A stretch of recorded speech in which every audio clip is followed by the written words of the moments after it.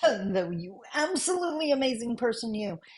Different angle of my office. Just realized, what is all this? Oh, that's the microphone. Wow, ADHD much? Hi, everyone. My name is Sandy Boucher, and I have tried 3 different times to shoot this video for you. Sad to say, my Mac is on the way out. The new one's on its way, but we're improvising till then, and that means my new MacBook is loaded and we're going to give this a shot. So today what I wanted to talk about, it's a reaction video to a TED Talk I saw that featured, I had to look for her name, Eve Ensler. She's a playwright. And she was talking about profound apologies.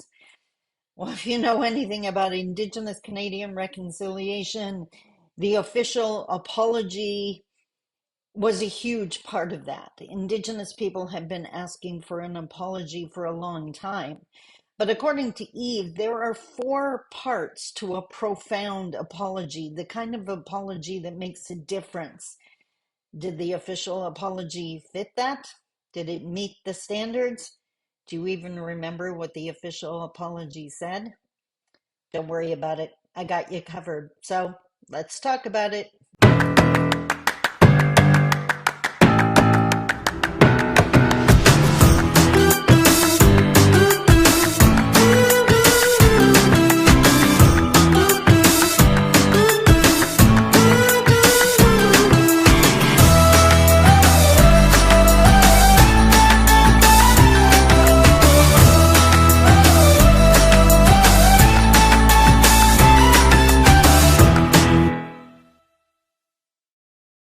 Bonjour.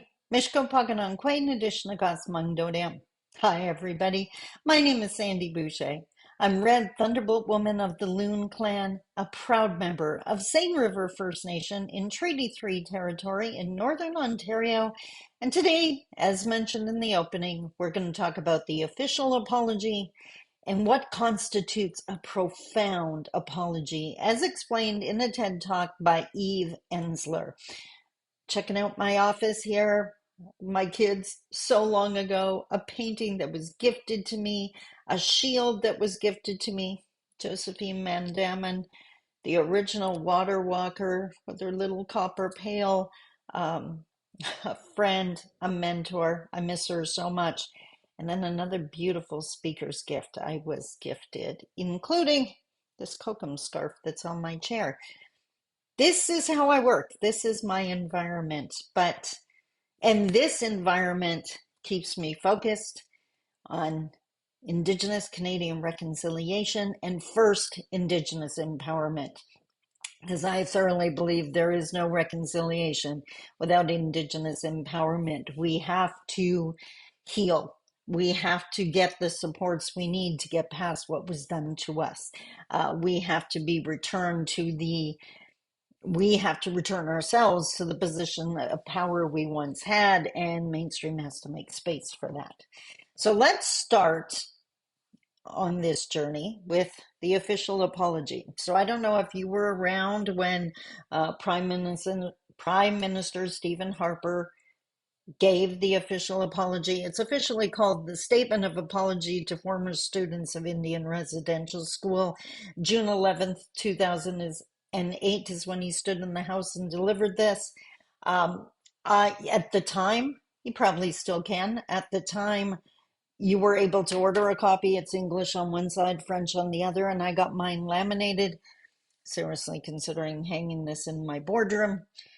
And now that I've read it again, I realize that's something I believe we should all do on a regular basis. We have to remember what the federal government admitted to, acknowledged what they did, and work from there. So what I wanted to do today to start out this video was share the official apology with you. I'm going to read it because I think it's profound. And I remember, I'm about to get attacked by a cat. Trust me, this setup is not my norm, but we're going to do this. We're going to do this. We're going to persevere. As Anishinaabe, I've definitely struggled with a lot harder challenges than my computer dying. So, and we're going to ignore the notifications. Is this week done yet? What was I saying? I remember June 11th, 2008. I remember where I was working. I remember that I took the afternoon off because I wanted to be alone to watch the official apology. I figured it would be emotional, and it 100% was. I was in my apartment, in my living room, sitting on the couch, bawling my eyes out, largely because my mom did not live long enough to hear it. Now, I want to be crystal clear. My mom was not a residential school survivor. Once you start delving into Canadian history, especially where anything involving Indigenous peoples, it's complicated. It's always complicated. Every family story seems to be complicated. And in my case, my mom's parents, my grandfather was disenfranchised. He gave up his status because he fought in World War II. So, in the eyes of the government, this is where it gets weird. Because he was disenfranchised, he was no longer considered Indigenous. He was suddenly white because government policy can change who you are, I guess.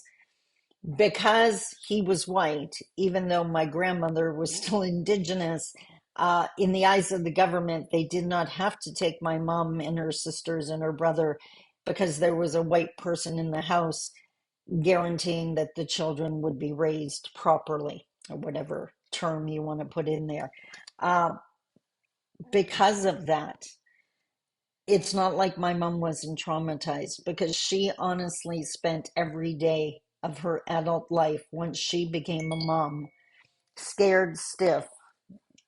I'm expecting an important call and I didn't want to turn the notifications off, but if it's going to be that annoying, I'm going to have to.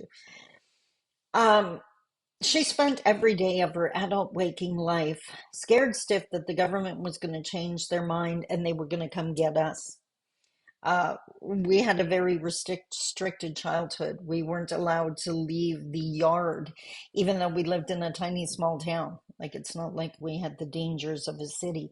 But my mom lived in fear. No one should have to live that way. So in my mind, she needed to hear this too. And I believe she did from the spirit world.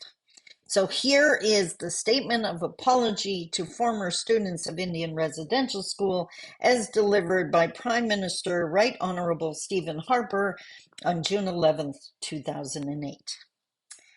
The treatment of children in Indian residential schools is a sad chapter in our history. I think it's a little more than sad, but I digress. For more than a century, Indian residential schools separated over 150,000 Aboriginal children from their families and communities. In the 1870s, the federal government, partly in order to meet its obligation to educate Aboriginal children, began to play a role in the development and administration of these schools. Two primary objectives of the residential school systems were to remove and isolate children from the influence of their homes, families, traditions, and cultures, and to assimilate them into the dominant culture. These objectives were based on the assumption that the Aboriginal cultures and spiritual beliefs were inferior and unequal. Indeed, some sought, as it was infamously said, to kill the Indian in the child. Today, we recognize that this policy of assimilation was wrong, has caused great harm, and it has no place in our country.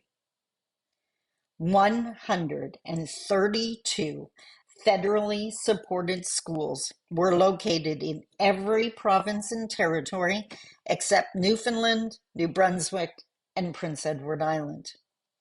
Most schools were operated as joint ventures with Anglican, Catholic, Presbyterian, or United churches.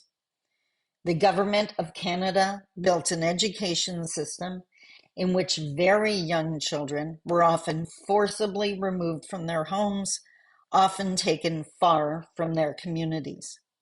Many were inadequately fed, clothed, and housed. All were deprived of the care and nurturing of their parents, grandparents, and communities. First Nations, Inuit, and Métis languages and cultural practices were prohibited in these schools. Tragically, some of the children died while attending residential schools, and others never returned home. The government now recognizes that the consequences of the Indian residential schools policy were profoundly negative, and that this policy has had a lasting and damaging impact on Aboriginal culture, heritage, and language. While some former students have spoken positively about their experiences at residential schools, these stories are far outshadowed by tragic accounts of the emotional, physical, and sexual abuse and neglect of helpless children and their separation from powerless families and communities. The legacy of Indian residential schools has contributed to social problems that continue to exist in many communities today. It has taken extraordinary courage for the thousands of survivors that have come forward to speak publicly about the abuse they suffered. It is a testament to their resilience as individuals and to their strength of their communities. Regrettably, many former students are not with us today and died never having received a full apology from the Government of Canada. The government recognizes that the absence of an apology has been an impediment to healing and reconciliation. Therefore, on behalf of the Government of Canada and all Canadians, I stand before you in this chamber, so central to our life as a country, to apologize to Aboriginal peoples for Canada's role in the Indian residential schools system. To the approximately 80,000 living former students and all family members and communities, the Government of Canada now recognizes that it was wrong to forcibly remove children from their homes, and we apologize for having done this. We now recognize that it was wrong to separate children from rich and vibrant cultures and traditions, that it created a void in many lives and communities, and we apologize for having done this. We now recognize that in separating children from their families, we undermine the ability of many to adequately parent their own children and sowed the seeds for generations to follow, and we apologize for having done this. We now recognize that far too often, these institutions gave rise to abuse or neglect and were inadequately controlled, and we apologize for failing to protect you. Not only did you suffer these abuses as children, but as you became parents, you were powerless to protect your own children from suffering the same experience. And for this, we are sorry. The burden of this experience has been on your shoulders for far too long. The burden is properly ours as a government and as a country. There is no place in Canada for the attitudes that inspired the Indian residential school systems to ever again prevail. You have been working on recovering from this experience for a long time, and in a very real sense, we are now joining you on this journey. The Government of Canada sincerely apologizes and asks for the forgiveness of the Aboriginal peoples of this country for failing them so profoundly. In moving towards healing, reconciliation, and resolution of the sad legacy of Indian residential schools, implementation of the Indian Residential Schools Settlement Agreement began on September 19, 2007.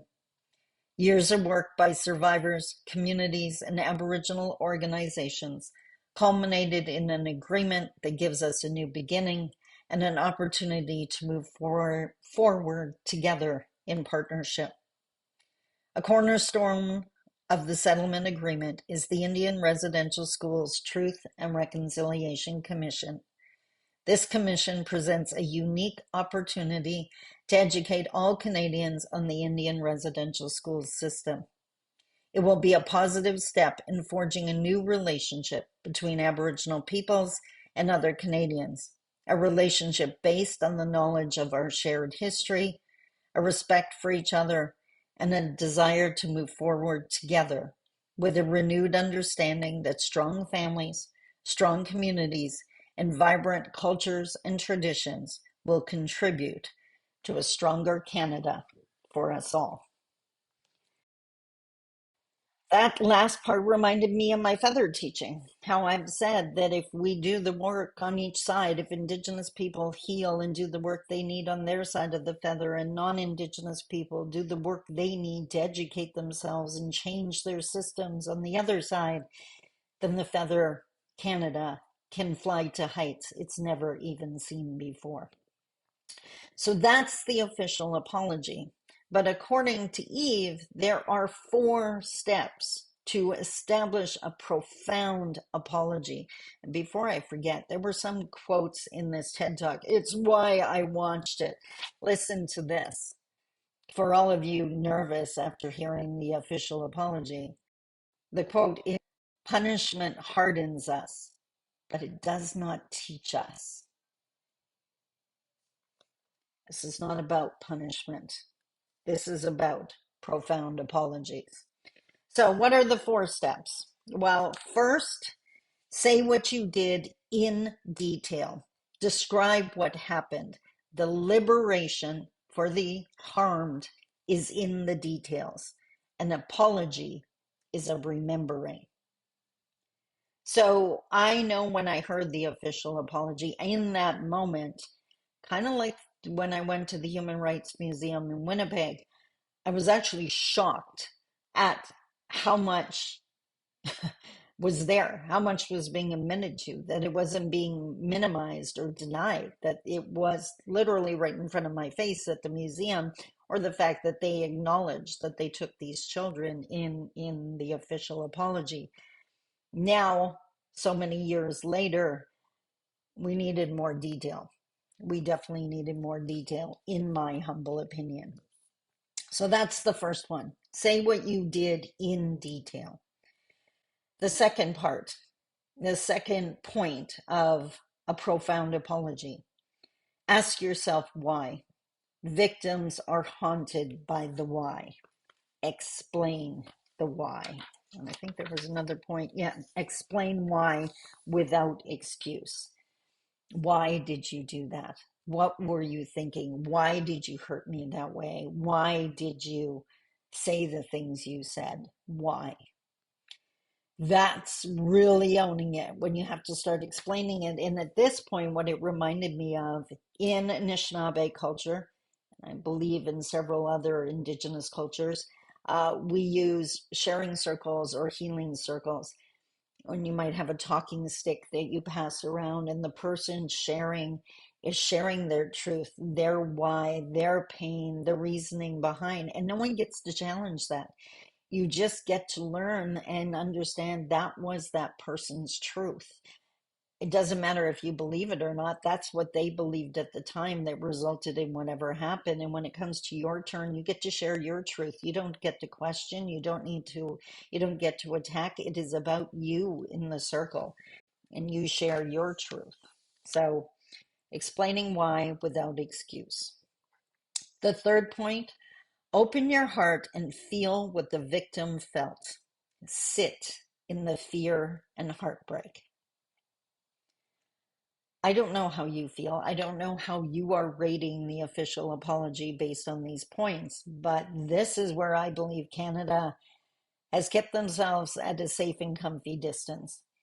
They acknowledge this is that academic armor that I've referred to before. This is, I'm going to acknowledge the facts without feeling it. I don't want to get emotional. I want to stay cold in the facts. I have long said you cannot talk about reconciliation without bringing emotions into it because it was emotional. People got hurt, and that has to be acknowledged, and there has to be space for that. Uh, Trying to retreat to some coldness just to keep someone else comfortable is not an apology, and it's not reconciliation. And the last point, take responsibility and make amends. It is the only way to set you and your victim free. So make amends, take responsibility. Hmm, my opinion, Canada's definitely still working on that. There were a couple other quotes in the TED Talk that I wanted to share with you. And by the way, I'll have the link to the original TED Talk in the post notes underneath this video. So if you want to watch it, I highly recommend you watch it. Um, Here's another quote. And when I have to write it down, you know it resonated. Humiliation is not revelation. That is, I've never heard that quote before, but that is literally my guiding principle for all of the seminars and speeches I give. I have zero interest in causing shame or guilt. I'm not out to humiliate anyone because what I need is the revelation. I use cartoons, I use stories, I use my sense of humor to help people realize what they haven't realized before. And it is always a positive, even when we're talking about incredibly negative things. So keep that in mind. Humiliation is not revelation. And last but not least, she mentioned we need to create a progress plan, an action plan. We have to hold space for redemption. That got to me because I have long said I have a serious problem with anyone crucifying another person for what they did 20 years ago. Because, for one, who is the same person they were 20 years ago? I would hope nobody. But secondly, if you never get to be forgiven, if there's no amount of work or healing you can do, that you will always be crucified for what you did in the past, then there's no incentive to heal or change. There's none. We have to hold space for redemption. So there you have it, the official apology and the definition of a profound apology. So the question is, in your humble opinion, is the official apology a profound apology? I know what I think. Thanks so much for hanging out in this new situation with me. It's going to be a couple weeks before the new Mac gets here, so it may get entertaining, but I hope you'll go on the journey with me. Until next week, I love you. Take care. Bye bye.